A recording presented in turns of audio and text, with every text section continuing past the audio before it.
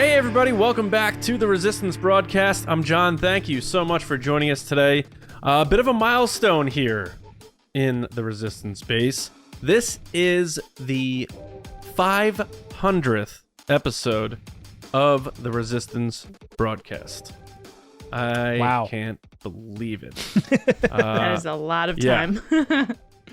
It's just crazy to think, we pretty much have been putting out for the last almost 4 years now. 4 years now, 2 episodes a week, and just chugging along, minimal breaks, and here we are.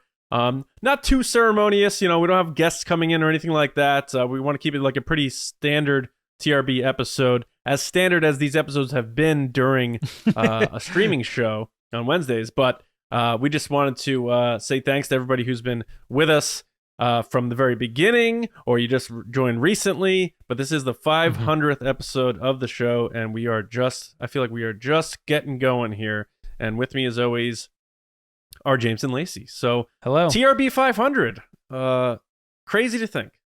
Yeah, I think the big numbers come from the 2 episodes a week, which is a decision I made a long time ago. I'm like, hey man, we're podcasting, for nearly 2 hours. Why don't we split this up and kind of break out the segments and make it a little bit more, like this? And so, it is crazy to see such huge numbers, down the line. You're looking back.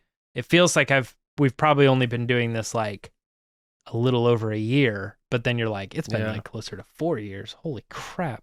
What are we doing? Yeah. I always knew I talked a lot, but not this much. Yeah, it's a lot of hours of content. A lot of Lacey just rambling and enjoy. Have John and probably Lacey now too. Have you considered so long as it doesn't get deleted from Apple or YouTube or whatever, the amount of content that your kids could go back and just scroll through if for whatever reason, they ever wanted to revisit specific Maybe years one day if of my your son life? gets into it. We're a family-friendly podcast, so that's actually, it makes me feel good that if she does go back, I know she's not going to listen to any crazy stuff, but she's going to probably think I'm super annoying. I could tell you. Yeah. She's probably going to be like, I hate this. Thinking about your parent or your mom and dad having this YouTube channel from 30, 40 years ago or something like that, when my dad was in a band yeah, when he was little, and they were called the Midnight Riders. Ooh. And they wore plaid suits and knee-high socks. It was real weird. But he was on the radio once here in Connecticut, and he played the recording for me, and he was like, "Hi, I'm Bill Gill, and this is the Midnight Riders." I was like, "This is weird. No, not cool. Not cool." Wow.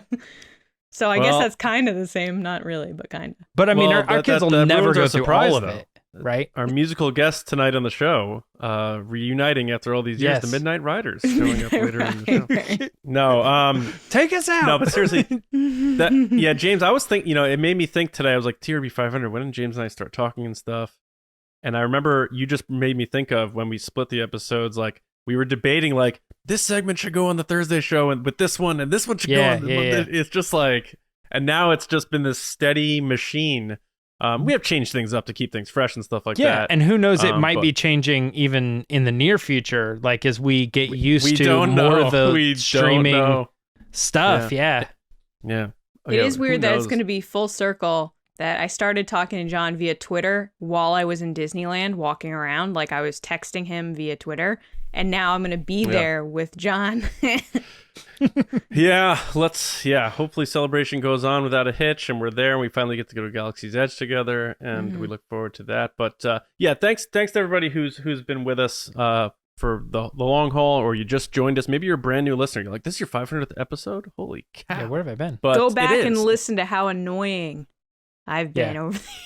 And then on our 1000th episode, it'll be a year of content. The funniest thing to me is when people go back and they listen to an old episode from years ago, and there's some joke or bit that we're doing that I don't remember, and then they'll be like, "Lacey, how about this?" And I'll be like, "What are they talking about?"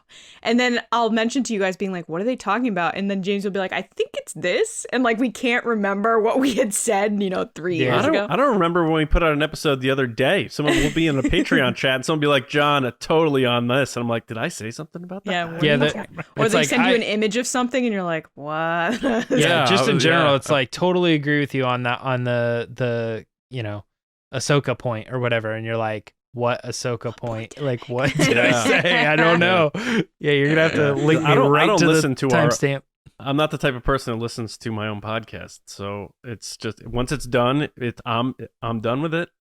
But unless every once in a while we want to bring something back, like we do with Resistance Transmission. It's a voice thing. You Greatest hear your Ever. own voice and you're like, ugh.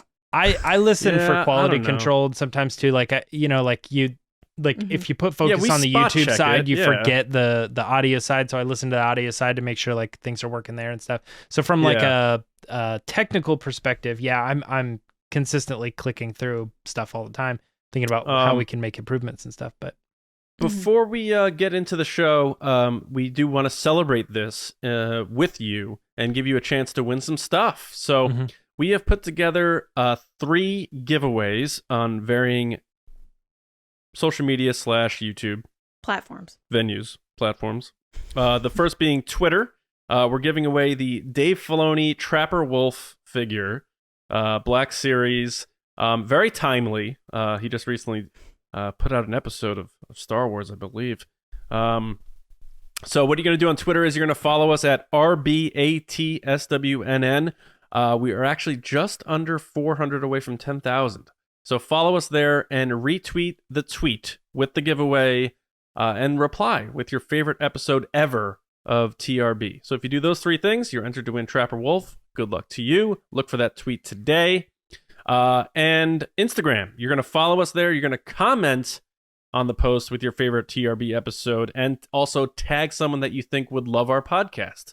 So we're giving you a little task there to try and find a friend who will also love what we do and here at TRB. So those are your steps for Instagram. And then the last one, YouTube. Subscribe to our channel, youtube.com/Star Wars Newsnet videos. Like the video of today's episode and comment with your favorite episode of TRB of all time. And John, what are the prizes outside of Dave Filoni? Oh, yeah, I didn't even say that. So the Instagram one's going to be George Lucas, his action figure as a Stormtrooper. Is that the one? Yep. Stormtrooper George Lucas. And YouTube's going to be, we're trying to keep it thematic. So it's going to be Paz Vizsla, a.k.a. your Jon Favreau.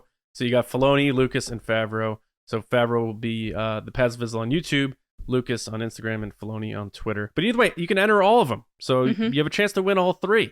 Yep. Likelihood of that slim, but either way, it's our thanks to you for listening to us and watching us and being a part of the fun time over here that we have in the Resistance base every week, and hopefully for another 500 episodes. But here we go. It is a show still. We are celebrating our journey to this point, but we now must move forward, and we do that with our first segment of the day. James Baney, what's up, man?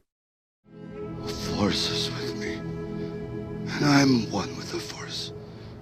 yeah, well, this week we decided to change it up just a little bit because we're in that weird like streaming universe where we're moving discussions to Monday shows and other things like that. So we haven't actually done one with the Force in a little while, so we thought we'd bring it back.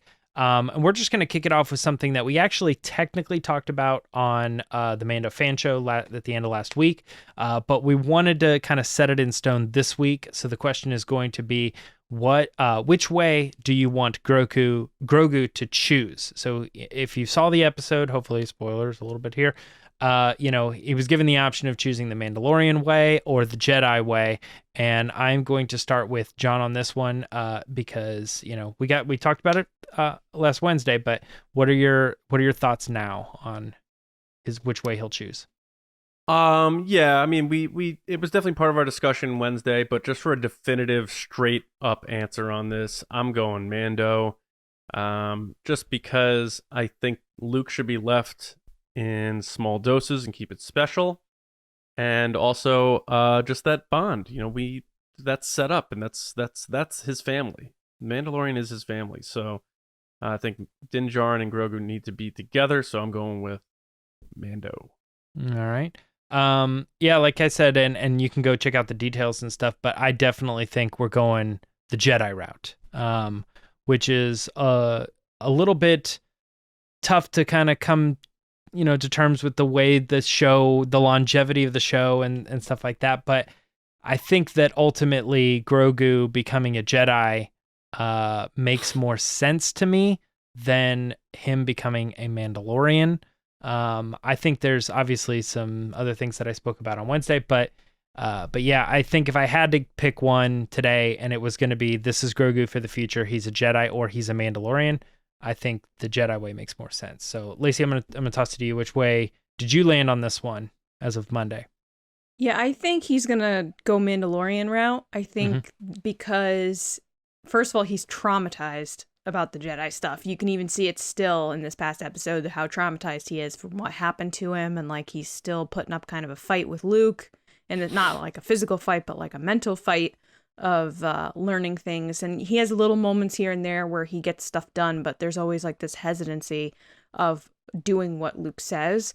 And I think that's because, as Ahsoka and Luke say, he has this attachment to the Mandalorian, and I think Jon Favreau wants Grogu to stick around with him, and then it doesn't create that confusion that all the fans are kind of predicting right now, which is Luke's academy gets destroyed. So then that completely takes him out of that equation, and there's no like, did he survive? Didn't he survive? Because he wasn't even there. Mm-hmm. Yeah, it makes sense. Yeah, it's tough. And who knows? We might not get the answer this week. We might not get the answer till the next season. We might get the answer way down the line. Who knows? Like they'll flash back and be like, this is actually how that whole choice that he made went down. He may choose one path or the other, but maybe in the moment he chose the other way, and then something happened that cut. You know what I mean? It's crazy. But let's go ahead. Let's etch that in the stone and move on to the next question here. And that is, what is, in your opinion, the best Star Wars toy released in the 1990s? And I'm going to jump back at Lacey on this one first. What's your pick?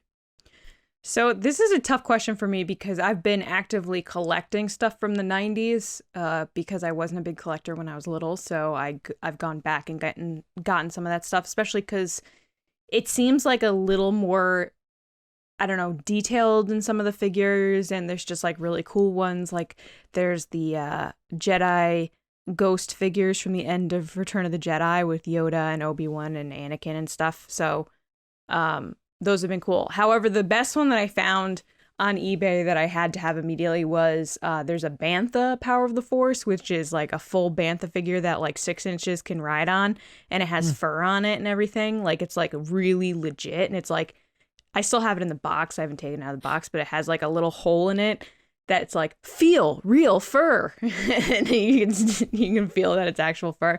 And since like Banthas have had this like renaissance on Star Wars, we see more from Banthas in the past few years than ever.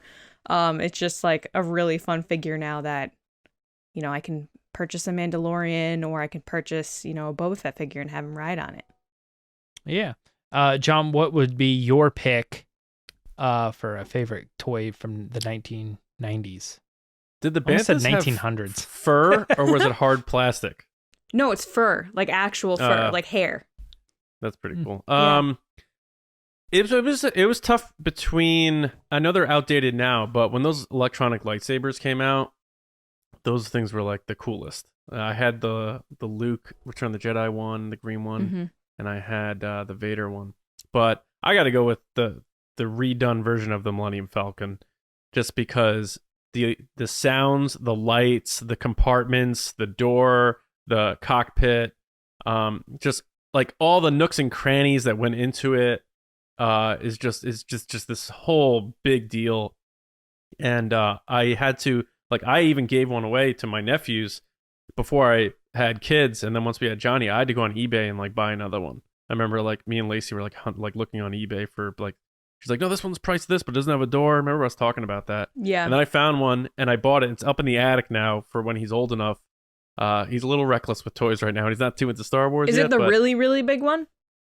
It's the Power of the Force series, so Yeah, it fits the 3.75 action Oh, figures yeah. in the cockpit. Yeah. And it has all the electronic lights and the sounds and stuff. So I'm excited to show that to him. But I always like that one. So the Power of the Force 1995 Millennium Falcon. It's kind of like a redone version of the old one, and just bigger and better. And Yeah, you one know, of the more- best things I ever got at a flea market was one of the big Yeah. Millennium Falcons. I got it for like $60. yeah, Hmm. that's Like, legit. this is a score.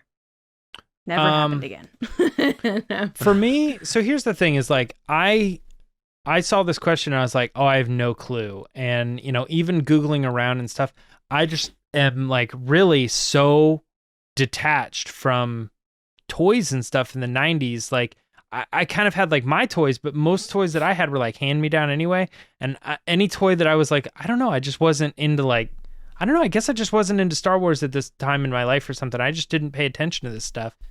So I'm like Googling things and looking for an answer. And the only thing I can come up with, I remember seeing these in stores and kind of thinking that was really cool. And it was the like Comtech action figures. Yeah, that come with the little sound things. That was Yeah. the Phantom Menace. Yeah. So like, and that I guess I think maybe connects with, I very remember like a Teenage Mutant Ninja Turtle toy. And I think I've even talked about this on the show, but they had like a rip cord and it had like a sewer on the back. And when you rip the cord, it would like have a phrase or something. I think there was something to toys having more technology in them. So they were like, they weren't just like press a button and the arm moves, but a little bit more like actual like robot-y, talky, electronic things that I think I was more interested in. Like I said, I didn't play with these or have these, but I think I remember being on the in the store like Toys R Us, like looking at these things thinking, man, I wish I had all these, because those little chips like were their own like collector's item within themselves. But It's funny because I remember toys growing up, like certain years what I had to have. And talking wise, the thing I had to have, which I never got, by the way, was a Woody from Toy Story. Like I really wanted one, and you couldn't find them anywhere. Where he's like, "There's a snake in my boot." Like, Yeah. those and they toys. still do it. Like the stuff they're selling today are Yeah. like the Toy Story figures where all of them talk to each other. You know, Oh, like if you get that's multiple really, ones, really cool, like a Furby Yeah. type thing. we'll go into like the Toy Story store and hit like one of the aliens, and they go ooh, and they all Wow, go it goes up the whole wall. the Yeah. whole wall of them will do it. It's That's crazy. so cool. I couldn't imagine working there. Yeah, I remember when I was little, I couldn't find the Woody one, but we found Buzz Lightyear, and that was like a big deal for me that I had Buzz Lightyear. For sure. All right. Moving on to Nice. the next question here. We got two more before we move into the next section. But we kind of wanted to talk a little bit about musical themes. And so we came up with the question, out of the new main musical themes created out of The Mandalorian and the Book of Boba Fett, which one is your favorite so far? And of course, we're going to try to narrow it down to pretty standard ones. So that would be between Mando, like main theme, Grogu, and Boba Fett. Those themes. So I'm going to start with, I believe, John on this one. John, which one are you going with? I'm going with Grogu. I wanted to go Mando, but some parts of Mando's still makes me think of Rocky too much. Boba Fett's I like, but parts of it is just like, I'll never forget us laughing on a few shows ago about some of the ridiculous like vocal parts of that. It was just the use. It was you. It wasn't the theme. It was you singing it. Yeah, so but Grogu's, especially last episode of Book of Boba Fett, when they hit that again, it just has the power of like Yoda's theme, but it's different. And I can't say that sound, because like even the Book of Boba Fett song sounds like it should be on Pirates of the Caribbean or something. The Grogu theme, It sounds very Spider-Man to me, actually. Like Danny Elfman's Spider-Man. There are moments in there that's like doo doo doo, and I was like, this sounds like Spider-Man. Boba Fett's theme. Yeah. But Grogu's theme, when I hear it, I think of him and only him, and the way they've been able to weave it in the story and stuff, and meld it in with other things, I think is beautiful. It's powerful. It's kind of mystical. I love it. So it's probably the least popular pick, but for me, it's Grogu's. Lacey? So Boba Fett's, I listen to it every Wednesday when I'm getting ready for the show.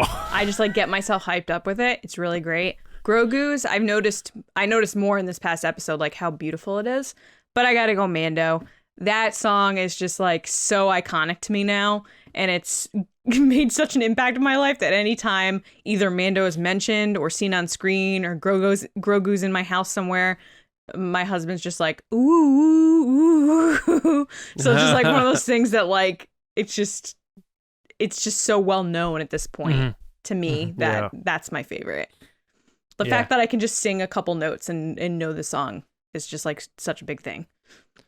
So you guys know me, I kind of have like little issues with all of the songs. So I'll start with the heavy bashing I love here. I love that James is like, here's what I hate. I'll start with the heavy stuff.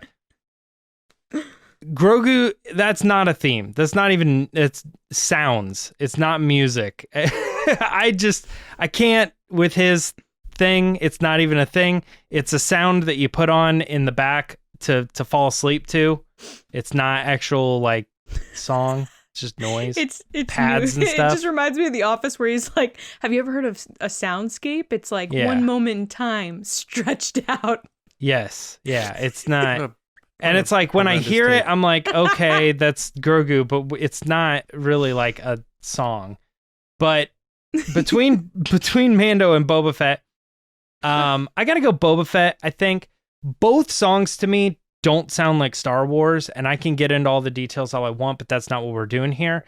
But I think that Boba Fett is more interesting to me as a piece of music, whereas Mando still feels a little bit 1, 2, 3, 4, 1, 2, 2, 3, 4. Yeah, it just feels very like this the whole time. And Boba Fett's kind of feels like there's a sway and something interesting where they're cutting, and they do some interesting things with like the vocals between the tone shifts and stuff. I'm like, you know what? Between the two, I still both think that they're better for rap songs, like beats for rap songs. But I think I would enjoy Boba Fett being a rap song better than Mando being a rap song. I know it's weird. But they don't. None of these feel like Star Wars to me. That I just am now used to them as Star Wars songs. I think they had to go not Star Wars because otherwise we'd just be sitting here being like, they're not John Williams. You know. Yeah. I think that's the kind of way they went about it a little bit. Was like, hey, do something different because it is different. Yeah, and maybe they're trying to do a little bit of separation there, but okay, the last one being, which Star Wars character that started in animation has looked the best in their move to live action? So I'm going to start with you, Lacey, on this one. Who do you think made the best jump? So should we run down who are the characters that made the jump? It would be Ahsoka, Bo-Katan, Cad Bane. I would just pick. Well, I mean, there's a lot. Is. Yeah. Well, those are the ones I think of. What? Who looks the best? What's the question? Who looks the best, right? Yeah. I think I'm going to go with Bo-Katan. I think her character, her armor looked sick.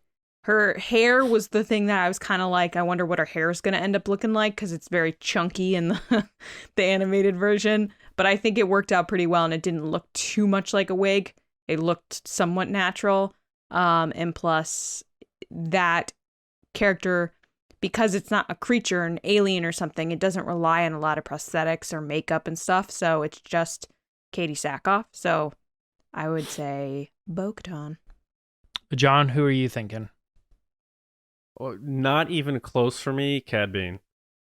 That, I mean, I talked about it Wednesday. That blew me freaking away. Because I remember, like, you know, we were, everyone on the planet, like, it was just like when everyone predicted Rose's sister dying in The Last Jedi. Everyone and their mother was like, Cad Bane's going to be in Boba Fett. Especially Filoni's involved. Like, come on, that's pretty obvious. So then he shows up and, you know, he's a very cartoony looking character in the Clone Wars. So they had to be careful with how they did it. And somehow they did it, made him very aesthetic, but also he still looks like him though. They didn't like take they made him a little lighter, which I liked. I thought they did an amazing job with him in his transition to to live action. I think Ahsoka is the worst in my opinion. A lot of people don't like what they did with Ahsoka. Just her look, her hammer pants. And there's not much you can do, really. It's just there it is. That's Ahsoka. But Cad Bane, like, that blew me away. For me, it's him, no question. Yeah, it's tough. I don't know, guys. Is it technically cheating to say Saw Gerrera? Yeah. I don't think so. That's big time. I think John's joking. I'm not sure. I don't like it. I don't like it at all. You don't like it because it's human and it doesn't have to do something funky. Yeah, I guess so. I don't know. I'm not super sold on anybody in The Mandalorian. Like, I get all the arguments of why certain characters. I think if I had to pick not Saw and go with something that's kind of like what we're talking about here in this era, I think I'm with John, probably Cad Bane. It was really cool. It's just his teeth really creep me out, so I can't be. Because that's how good of a job they did. Yeah. The interesting thing about Cad Bane again would be just like, I think people are picturing that's not Cad Bane the last time we saw him, which would be like Bad Batch or Clone Wars or something like that. And I'm like, man, time has passed, so let's sold it. Chill out really on yeah. What this character's supposed to look like. And I think this is probably exactly what that character would look like. But I like Saw, and I like the direction that they went with that character and stuff. So I was totally convinced that could be that character and stuff. Whereas all these other ones, I felt like I really had a strong connection to the animated version, and I'm like nitpicky about everything else, That's understandable because a lot of people are like that, especially with Ahsoka. People were very, very opinionated. I still don't like Bo-Katan's hair. I think it feels too like they put a helmet on her kind of thing. Chunky. A hairmet. All right, well, that wraps up One with the Force this week. We want to get to our next section, and then we got a big discussion to talk about. So what's up next, Lacey? Guys, it's time for the Patreon pod race.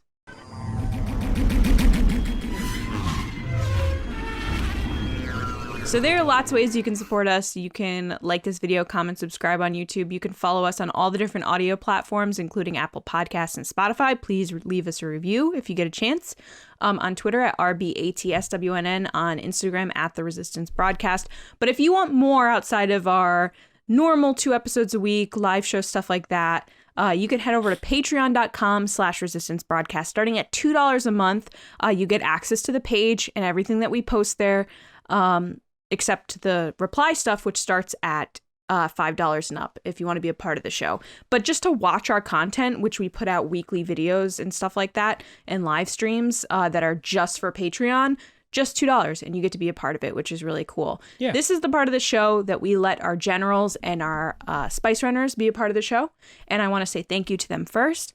So thank you to our generals: Carmelo, Andrew Staley, Jeremy Myers, John RISI, Jetta Rosewater, Paul Olson, Oliver Lewis, Frank Grande, Darth Hurricane, John CHORLTON, Nick KRATZ, Christian Morales, Brian Smith, Matt Chitty, Nathan Shank, DANI, Mike Rumore, Matt Heath, and Val TRICHKOV. Thank you guys so much. Welcome, Matt, who is our newest general. Then we have our Spice Runners: David Probus, Neil Shaw, Double C Chris, Kendall Gelner, Ryan Wara, Dave Hornack, Micah Harrison, and Thomas Hennessy. Thank you guys so much. Thank you. And this week we have General Christian Morales. What up, Christian? Yo. And he gets a chance to be a part of the show by answering a question, and then we reply and see what our thoughts are.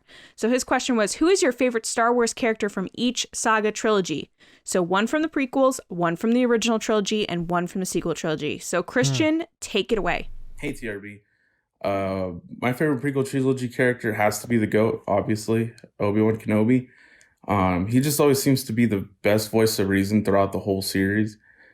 And then for my favorite original trilogy character was a tie between Darth Vader and Han Solo. And then after thinking through the reasons as to why, I went with Han Solo. He's just an easy swashbuckling character to get along with a heart of gold, and you can't really deny how good Han Solo is at that point. And then my favorite sequel trilogy character is definitely Phasma.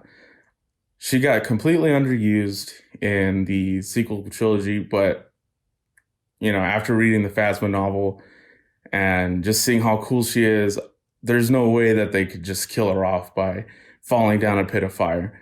If Darth Maul can get cut in half, Phasma can come back, and that you better believe. TI 39221 out.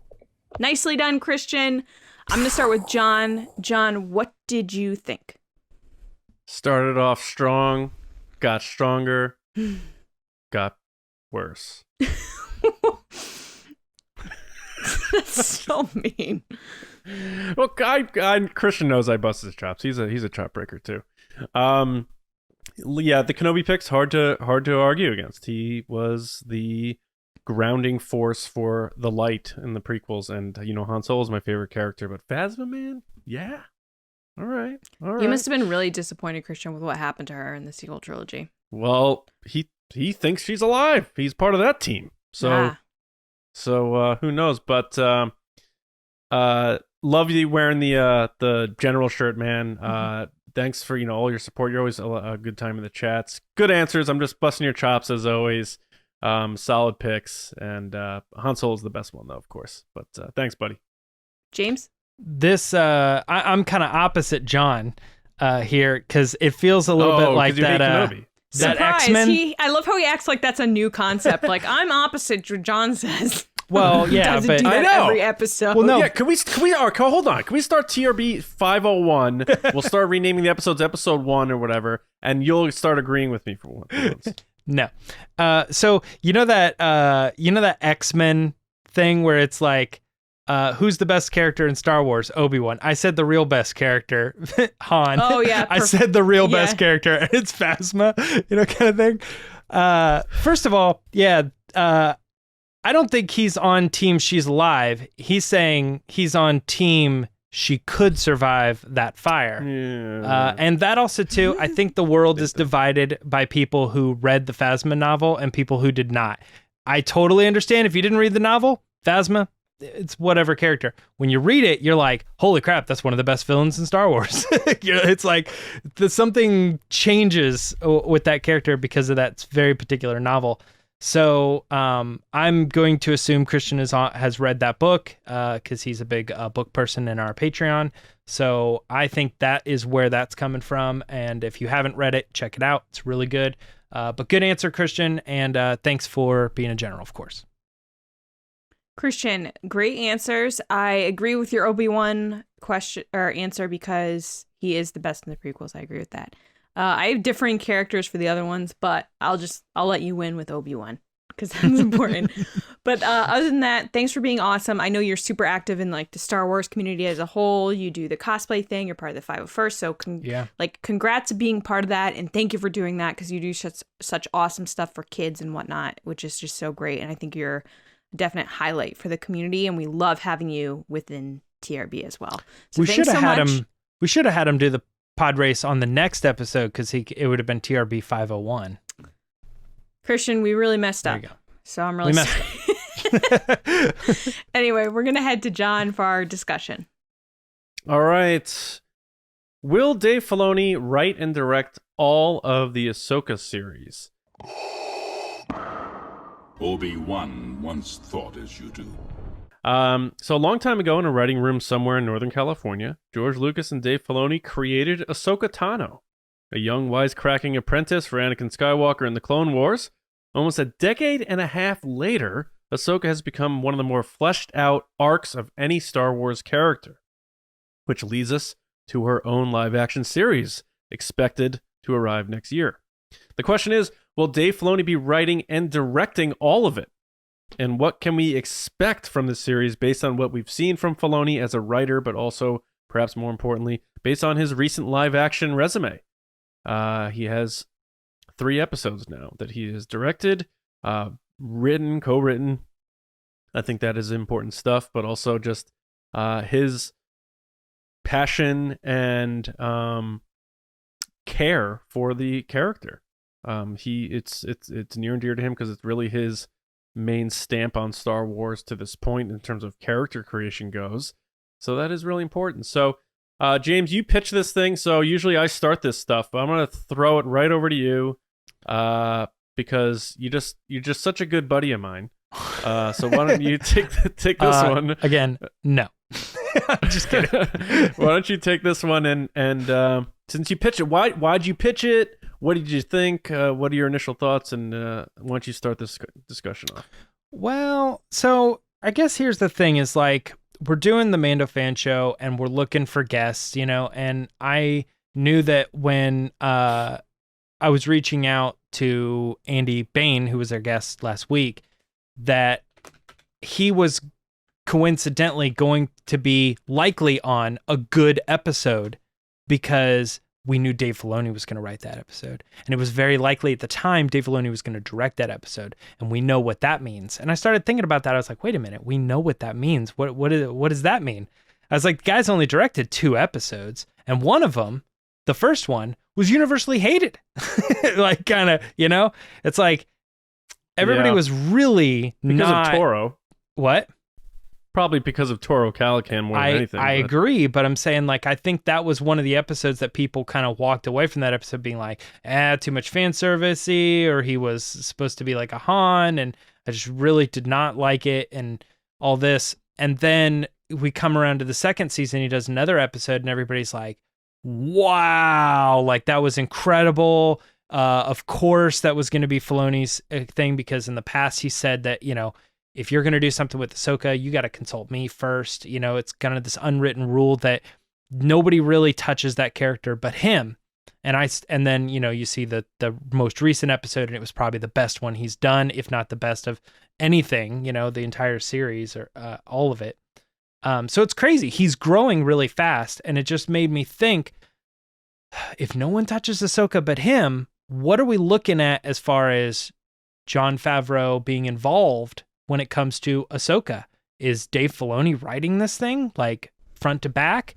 Is he directing this thing? And which directors, if not, or is he planning on pulling in to be like, okay, you get to direct Ahsoka now? I mean, she's really only been in 2 episodes, and I've directed both of them, but now I'm handing it off to somebody else. Does that seem likely, or is this his next step into, like, I did some Mandalorian, did some Book of Boba Fett, now I'm, like, really going into it, and I'm doing a Deborah Chow, doing the whole show kind of thing. And I was like, I don't know, man. Is he ready for that? Is that what we're should be anticipating? I don't see him directing the whole thing himself. I see him writing it. But the question is, will he write it with Favreau? Because the episode we got that he did the best on was written with Favreau. True. So I think if Ahsoka has any type of character that is pulled from Jon Favreau's kind of cinematic universe, so to speak, I think that he's definitely going to have a say in it. So I think obviously Filoni's going to head it, but I think he's going to reach out to Favreau, maybe other people for input. But he does know Ahsoka the best. That being said, I don't think he's the strongest director.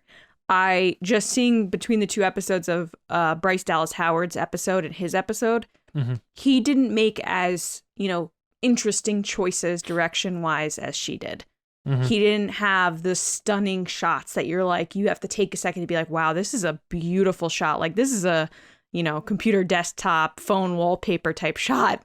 He didn't have a lot of those to me in his episode. Obviously, he had more of like the CG with Luke, and like you're kind of distracted by that because it's just so good. But other than that, like, I wouldn't look at his episode as like it's the most beautiful episode that was shot this season. I think it was a good episode and he did a good job, but I can think it can be said also for the Mandalorian episode with Ahsoka and the first season episode with Chapter 5. Right? It was Toro Calico, whatever his name is, Calican was Chapter 5, right? Yeah, Gunslinger. Yeah. So he did 5, 5, and 6. Interesting. I thought he would have done 5, 5, and 5. But anyway, I just don't see him directing everything. I think he'll either get another director like Deborah Chow to do the whole thing, or he'll get someone to do each one, which I think has been working really well for them, because not only is it bringing new talent in and differing shots and opinions and stuff like that, but it just, it's just a cool thing to hear from different points of view of like what worked and what didn't when it comes to the gallery series. And it tests people out. Yeah, I agree with you in terms of, I don't focus too much on directors, like especially TV show directors. But there is something to be said about the discussions that happen thereafter on some of these shows. And I feel like the moments and appearances and stuff like that in Filoni's last episode dominated the conversation versus, oh my God, did you see that shot of, Luke and Grogu there? It was like, no, but do you remember when Luke did this and Grogu did that? Right. Also, I always subscribe to Lucasfilm being set on patterns of how they do things, and the only other limited series, because Ahsoka is going to be a limited series, the only other limited series that we know at this point that has been in production is Obi-Wan, and that had one director for the whole thing. So that's leaning me towards thinking they're going to do one director for the Ahsoka series. It wouldn't shock me if they gave it to Filoni and let him have his crack at it, because ultimately it's just that thing where, yeah, maybe there's a better director there, but Ahsoka's his character. And, he co-created it with George Lucas, and whatever his ideas are it for that character. So whatever he does is the most authentic to the Ahsoka character. So in other words, that's my sort of way of rationalizing that choice.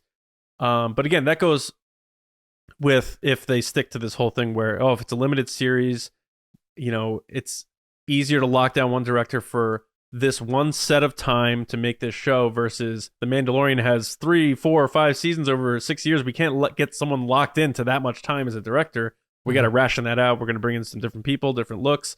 It's also normal for television to have multiple directors for any show.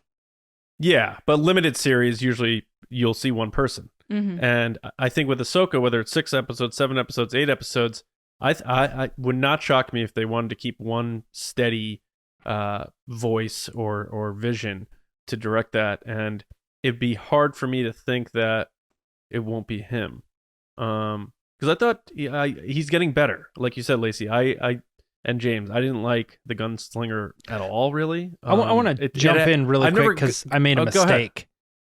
I forgot and misspoke. He did direct the first episode of season 1 as well.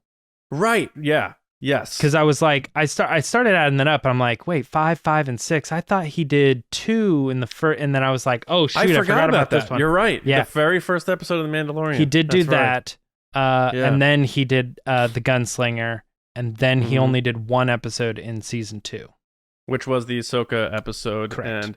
And that episode, I thought he did a really good job. I really liked these sort of Kurosawa tones and throwbacks and that sort of setting. He didn't have to move around too much. I believe everything took place on Corvus, so it wasn't like multi-location in terms of setting. I enjoyed that, but this past episode, I liked a lot of the stuff too. And I think let's not forget that directors are also very much in charge of how the visual effects final shots look and the proving final shots and stuff. And that was the best we've seen in a CG Luke so far. Better than Peyton Reed's. I know they brought in new people, so you got to be fair to that. But Cad Bane looked amazing. There's a lot to be said about that stuff too. So I would be willing to, say, yeah, give it to Filoni. Let him do it. If it's directed good, fine. It's still, he's going to be able to tell his story because we know he's going to write the thing. So I'm leaning more and more towards it being all Filoni. Man, it's tough. I don't know. I think if I had to pick, does the limited series thing make sense to you? Or you're like, no, that doesn't matter. It actually does, but I would say part of the reason that I lean maybe towards what Lacey's saying, which is like, I think he will write all of it and then you'll have different directors, is at this point, now correct me again, did they specifically say that Ahsoka was a limited series, so that was it? That's one and done, or are we assuming that? That's what they called it, a special event series or something? I'll try to find it. So my thought is, is if Ahsoka's just like one of these shows, even like Book of Boba Fett has like kind of mixed. It was like it's partially Book of Boba Fett, it's partially Mandalorian. You know what I mean? It's kind of, they're getting a little loose with the titles and stuff, and it all is kind of blending together. And I imagine their plan when they were announcing all these is that Rangers of the New Republic is going to be similar to that. Like you're going to have Mandalorian in those episodes. And then in season 3, we're going to have some of the Rangers in the New Republic episodes. You know what I mean? And it was all just kind of going to blend into these particular... It says limited series. It does say limited series. So, I mean, they did call that out. I was kind of thinking that all of this would be part of those interchangeable titles and things, in which case, you know, you might have a great director, say like Bryce Dallas Howard, is bringing up her clout with fans in these particular types of shows. You would want her to be the director, and maybe that is also part of it. Like take for instance, one of the directors moving from The Mandalorian, they worked with these people and they said, hey, you're great, I want you to be the person that does Obi-Wan. Maybe what we're looking at right now is you know, kind of grooming for one of these people to be like, hey, we want you to be the director for this show. We want you to do a Star Wars film, Taika Waititi. Come and do The Mandalorian first, check it out, see if you fit in this world, if you like it, if you want to continue doing things like that. But maybe for someone like Bryce, it would be, hey, do some episodes of The Mandalorian, do some Book of Boba Fett, see what you want, and then we'll give you Ahsoka. And it would be Bryce and Dave Filoni doing Ahsoka together. I think it also comes down to like, I think everyone thinks like, and he is. I'm sure he's a nice guy. You know, Lacey met him briefly, very briefly, but a lot of people have said they've spoken I've met to him a couple times. But they say he's a nice guy. Yes, and stuff he's like very that. nice. But when it comes to business, I think he's more shrewd than people think he is. And the evidence of that to me is like not giving Ashley Eckstein a shot to audition for Ahsoka, which by all accounts was his call, that sort of stuff. He may be like, no, I'm directing this series. I'm the executive creative director of Lucasfilm. Like, I'm taking this one, guys. You know what I mean? Like, he could just say that. Like, who knows this character better than me? I'm taking it. And, you know, everyone says he's the understudy of George Lucas. George Lucas was very, as J.W. Rinsler told us, he was very matter of fact. He would tell you exactly what he wanted. And if he needed to, he would have other people tell it to you. But he said exactly what he wanted done. And Filoni, I think, does follow that path. And I don't see him being like, yeah, I love this character more than anything in the world. Bryce Dallas Howard, why don't you direct this whole series? So the more I think about it as a limited series is the reason why I'm like, there's going to be one director for it. And I just don't see any situation where Dave Filoni gives that to somebody else. I could be way wrong. I could be so way wrong on this, but that's just the feeling I have. So I want to preface this with not a bad that point. I want to preface it with that it's not that I don't want him to do it. I just don't think he will.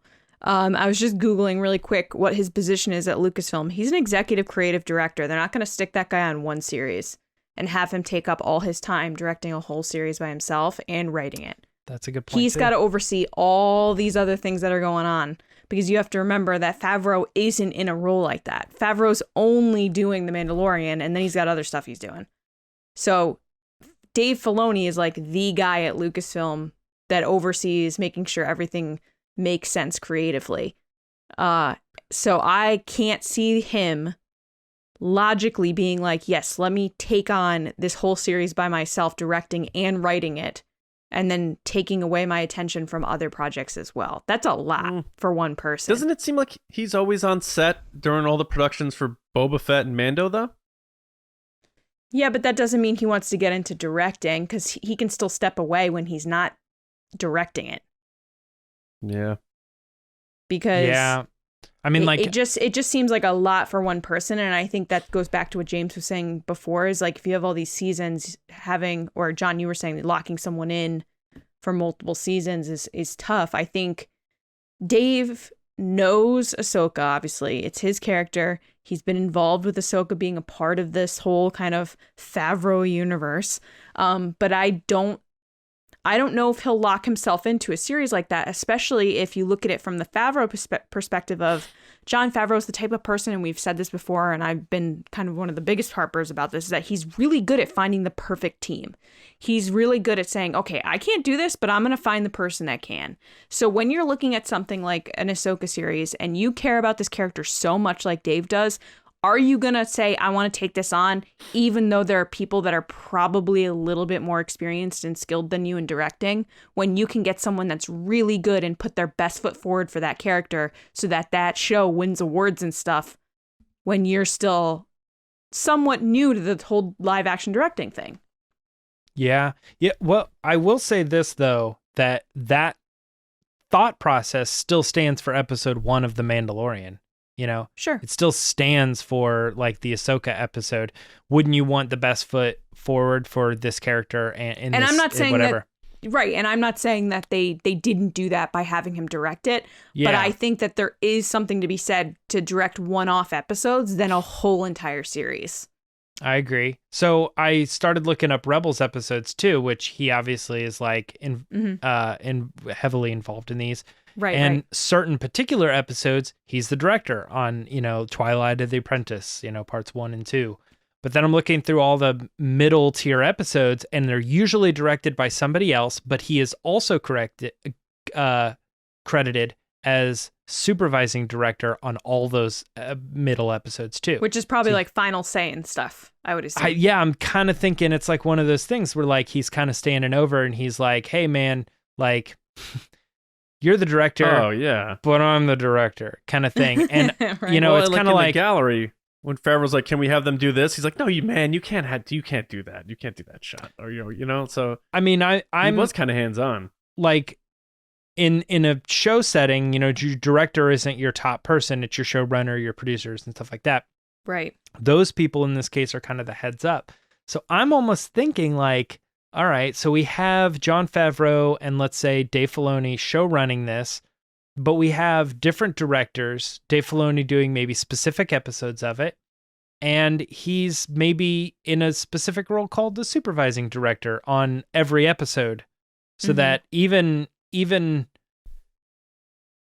almost in a case like that's another step up. It's like he's not directing every episode of the show, but he is doing more than a typical producer would on this show, because he's producing and supervising director on every episode. I don't know. It's tricky, but either way, I think it's not in bad hands. It's going to be awesome. No, yeah. I'm just thinking ahead to like, that is a lot of stuff that he'd be doing on top of being one of those key roles angle? At Lucasfilm. What about this perspective? Like, if Filoni directs it, and people are like, it was good. That was good. There's no opportunity for fans to not like it with another director and be like, how could you do that to Dave Filoni? He would have done a much better job. He could just create these narratives. Whereas if you just give him his series and he does it, people are like, well, he like the guy who made the character did it. I don't know what do you want me to say about it? Like, I don't know, because the director doesn't have anything to do with the story per se. So if people don't well, he's writing it too. Right, but I'm saying if people didn't like a certain episode, that doesn't necessarily fall on the director usually. It falls on the story itself. It's weird, though, because that's not how we've been treating it. I've been trying crazy, to, though? That's crazy to me that people are like, how dare they do this? And I'm like, but he didn't write it. He just shot it. He just directed what's going on. It's always been like this kind of underlying thing that I haven't really brought out. Right. But when we're talking about these episodes, it's like, everybody's like, oh man, Deborah Chow, she's the best. And it's like, well, I mean, if Rick Famuyiwa was directing the episode where all the Mandalorians come out and are shooting from their jetpacks yeah, you had and stuff, said that, yeah. We probably would have been like, that was the best episode, And it's like, well, it's a little bit difficult to tell what is actually going on, or are we just actually excited over what we're seeing on screen? Right. If given the worst episode the director who did the worst episode of Book of Boba Fett was given the episode with Luke and Grogu, we probably would have been like, holy crap, that episode was so great, and probably would have given him credit. But it's the writing. It's like that was the story that was planned out, and they were just handed this section, this chapter. Right. They lucked out on the drawing of straws. Yeah. Exactly. That's what I'm thinking. It's like some of the best Star Wars doesn't have the best direction, and George Lucas is testament to that. Look at last Wednesday. The highest rated episode by us and by our listeners was ever so far for live action Star Wars was directed by Dave Filoni. That's because of story. That's not because of directing. If you that's my point, though. Yeah, it doesn't. That's what I'm kind of saying, though. It does it's not as important. That's what also leads me to think he'll get it, because it's not like we need the best director. We can still, it still might be the greatest series ever in spite of that. He's still the creative director to a business that has 11 plus series coming out that are all somewhat interconnecting. Mm-hmm. It's a huge chunk of time. It depends how long it takes for them to shoot it, like the kind of dedication that's needed. Obviously, writing is a big time chunk, but I'm saying like, having such a hand in it that you're writing and directing and doing all these things, then that means he's stepping aside and having someone else step in as the creative director. And I don't think they have someone to do that. They have Doug Chiang, but he's on the concept side. Whereas Dave Filoni's the person that's coming up with the ideas, drawing the notes on a piece of paper or a napkin and then handing it to Doug Chiang. And that's fair. I don't know what, like all these titles, like Carrie Beck, Senior VP of Development and Production. You have live action Michelle Redjwan, live action VP. Like, I don't know what each of these people do. You know what I mean? Right. So, and he's new to it, so who knows? But I was going to say, based on our knowledge of like how knowledgeable he is of not just what George Lucas wanted, but of these characters that he's created in the universe, I can't see them tying him down to one thing like this, because they do need him to give input on a bunch of different stuff. Yeah, and one more thing to kind of wrap out my angle, because I agree with both. If I had to say right at this point, I think it's going to be Dave Filoni is writing all of it, and he's going to be bringing in other directors. That is what I'm thinking right now. It might change, but I wanted to point out too that they kind of share positions, Jon Favreau and Dave Filoni, on this role, and we've only seen Jon Favreau direct one episode, whereas Dave Filoni seems to have found the time to direct like multiple episodes. So it's like somewhere it feels like maybe some of the heavy lifting is still being done by Favreau, and if that is the case, Favreau's overarching the Ahsoka show, then maybe Dave can find that time to also kind of direct. But I don't know. I do know we're up on time, we got to move on, but should start filming according to reports next month. So maybe we'll get some. Maybe we'll get some news too. All right, so that is it for this episode. TRB 500 is in the can. We told you it wasn't going to be 2 ceremonies, but we want to thank everybody again from the 3 of us. Thanks so much for being on this ride with us. It's been amazing, and hopefully we have 500 more in us. We'll see, but thank you. Just keep spreading the word. We appreciate it so much. As Lacey said, make sure you are subscribed to our show. 2 episodes a week, whether it's video or audio, and keep leaving those reviews. Thank you again for those. StarWarsNewsNet.com. That's where you want to go for all of your Star Wars news, reviews, editorials, information, and more. You can find me on Twitter at Johnny Hoey, writing and editing at Star Wars Newsnet, and my movie pod, Just Like the Movies. We're doing, I don't even know what we're doing next. Karate Kid, coming out tomorrow. That's right. James. You can find me on Twitter and Instagram at Myra Trunks. And I don't know who's doing the Mandalorian Mando John Minute is. this week, John. Yep. But we'll but you James should also was. I don't know. We'll figure it out. But one of us is going to be on it, so make sure to, if you're not subscribed to the channel, like John said, subscribe so that you can be notified as soon as that video goes live. But it's going to be our immediate reaction to the series finale of Book of Boba Fett. It's crazy. So check it out. What'd you say? So James stole my spiel. That's been my spiel for the past few episodes. So I had something else to say besides my tags, but that's okay. We're all on the same team here. At Lacey Gilleran, Twitter and Instagram. I didn't just want to have only my tags to say, because that's lame. I know. That's why I usually say that. He started saying it, and I was like, no. No. Gotcha. You guys gotta But, start yeah, movie anyway, podcasts just or kidding. something. All right, guys. Thank you so much. We will see you Wednesday, 9 p.m. for the Mando Fan Show live to wrap up the Book of Boba Fett. Very excited to do that with you. But until then, as always, from us here, we'll see you around, kids.